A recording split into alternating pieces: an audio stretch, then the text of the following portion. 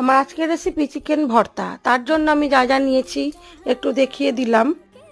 তারপরে চিকেনটাকে একটু আদা রসুন আর নুন হলুদ দিয়ে ভালো করে ফুটিয়ে নেব।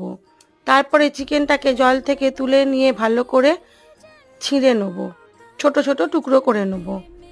তারপরে ওই সাদা তেলের মধ্যে দিয়ে দিলাম রসুন বাটা, পেঁয়াজ বাটা, আদা কাঁচা লঙ্কা বাটা, স্বাদ মতো নুন, টমেটো পেস্ট আর চারমগজ পোস্ত আর কাজুর বাটা।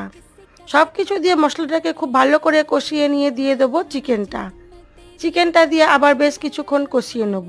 তারপরে দিয়ে দেবো যে সেদ্ধ করা চিকেনের স্টকটা ছিল ওটা, আর দেবো ধনে জিরে আর গরম মশলার গুঁড়ো। সব কিছু দিয়ে বেশ কিছুক্ষণ ফুটতে দেবো। তারপরে দেবো একটা ডিম সেদ্ধ আর একটু ক্রিম। দিলেই হয়ে যাবে আমার আজকে চিকেন ভর্তা।